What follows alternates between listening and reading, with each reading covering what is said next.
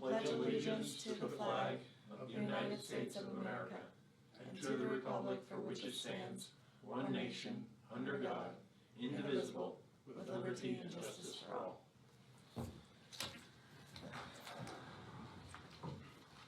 Where's that button so I don't hit it? Okay, First time I was in here on this. You hit the alert? Yeah. Who the hell did that? You did. We turn on all the mics, so all the mics are on. It's a bright green. You too, Bob. You. Yeah. okay, so we're gonna start off the meeting by nominating a chairperson for the Carbon County Board of Elections. Do we have any nominations? Nominate Chris. I'll second.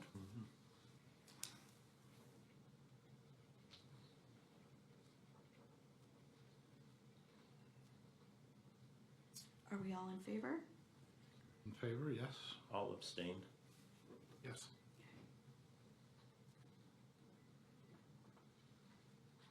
All right, and now the second thing on our agenda is nominating a co-chairperson for the Carbon County Board of Elections.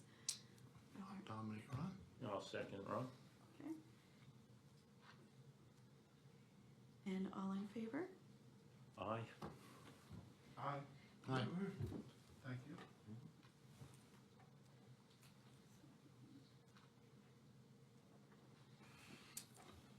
Okay, since we do not have any guests concerning election board business, is there any business that you would like to bring up? I think we have agreed second Tuesday at 9 a.m. in this location. Are we still good with that? Second Tuesday, 9 a.m. That's fine. Yeah, Yeah, that's fine with me. At 9 a.m. in the commissioners' conference room, right? At least that's what we had tentatively said. So Okay, I thought. Yeah, that's fine. that's fine. I guess Jen, introduce Jillian, and could you talk a little bit about yourself and where we kind of stand currently in Sure. regards to election status? Sure, Yeah, that'd be so great. this is Jill, this is our Yep. assistant in the Elections Bureau. She was previously at the Carbon County DA's office, before she went down to Lehigh Valley. She was working for Lehigh County, for their tax assessment office, correct? Yes, yes. Okay, so she's been a great help this week, even though she made our sprinklers go off on Monday. The DA's investigating. Yeah, it's all, she came in like a tornado, where we lost it, so. Hurricane Dorian. But, so my position at the Election Bureau, we are actually ahead of the game. We have all our ballots that will be, today we sent them out, so they should be getting, printed, and we will be receiving them soon. Probably like the second week of April, we'll be receiving them. But we are totally ahead of the game, which is a great thing for me. But yeah, it's pretty much it. Like I said, we can't even complain because we're totally ahead. Right, and if I recall, and I'm gonna give ballpark Absolutely. figures, I think when Jane, because right now we have the three J's, Jen, Jill, and Jane, right? We Yes. also, so for Ronnie and Jerry, a Yeah. little bit differently, right? You know, we have Emily, who's Lisa's daughter, who's a part-time worker, but we created two seasonal. And the seasonal positions, and we did interview and have both, one was on the personnel report today, Stacy Yes, Smith. Stacy Smith, but I don't think the other one has done her Her drug drug test. test and stuff like Yeah. that. So we did interview two and offered position. These seasonals actually work 2 90-day periods. So it would be March, April, and May, and then September, October, November. So they can work, you know, Jen can use them basically full-time during those 2 90-day periods, more or less. And that's when the bulk of the paperwork comes in with absentees going out and, Yeah. with. Yeah, we received the bulk of it before I even got into the position. Yeah. And now we're receiving like 25 a day. Yeah. We just filed a couple this morning.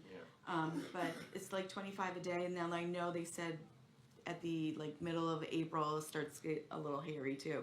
So we do have Stacy starting on April 10th. Okay, good. So hopefully we have some work that we can utilize, or with, even if we have to stuff the boxes or the bags or whatever we have to do, because there's a lot of back office stuff that needs to be done before we can get into the election.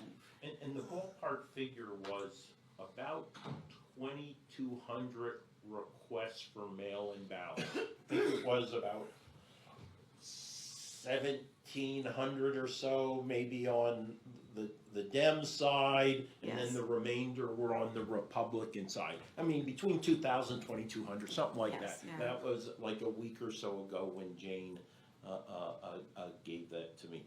You know, interesting, you know, what a high turnout we had in that last election, right? It was an anomaly. I think it was over 60%. Yes. You know, whereas normally in a municipal that we're coming into, you know, we're in the 20s. Yeah. You know, so it'd be interesting to see. And we can see, you know, the mail-in requests have kind of dropped. Yeah. Normally on a municipal, you're lucky if you break 30%.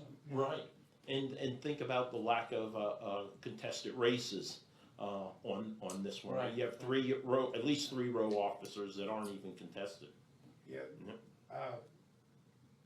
Looking at the petitions, it looks like the petitions were a little light, so you might see quite a bit of write-in activity. Mhm. that Yeah, you there might was a need to lot, anticipate. there was a lot Well, of two white. school districts, was it Jim Thorpe, right? You had 4 positions available. That And was, only one person, I think, Only one for person Jim filed. Thorpe. and there was one other school district I recall too. I can't remember which I know one it was. Panther I Valley, think it was Lee Heighton, was it she Lee Heighton or Weatherly? that might have been It might Weatherly. have been Weatherly. That's Weatherly, because we had like 4 or 5 for Lee Heighton. Okay, yeah, she was Weatherly then. Yeah. Yeah, so there might be a lot of write-ins Yeah. for this one. So right, we had the flood down at 44 Susquehanna Street. You know, fortunately, it actually, where the problem occurred was actually in the room where the chairs and tables are stored off the new conference room. Off the vestibule there. Yeah, right, it would be straight in front is where that little room is. It's just for storage for chairs and for Mhm, it's right in tables the for the conference area. conference room. But again, it did impact certain areas of elections. That's all the first floor.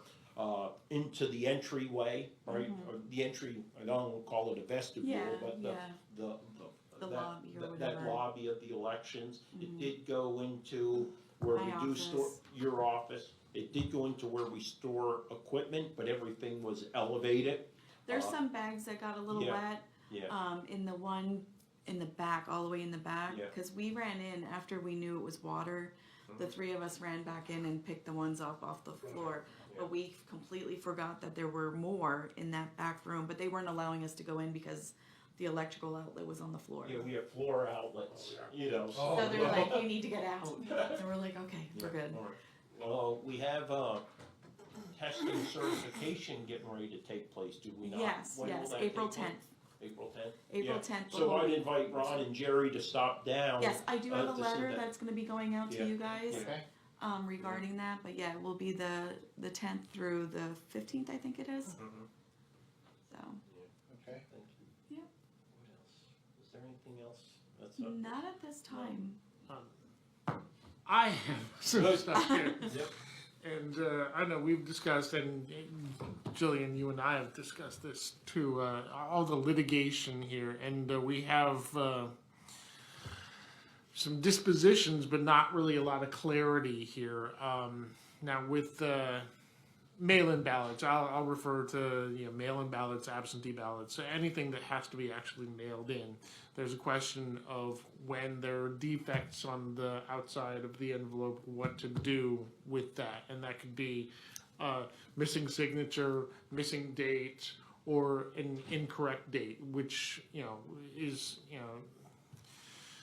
sort of if the date is before it could possibly have been actually cast and brought in, or if it's after that date. So there's a certain range of correct dates there. So there are 3 basic possible defects, and there was litigation over this, and the question was, is that a material defect that would cause the ballot to not be counted, or would that violate the right to vote law, the federal right to vote law?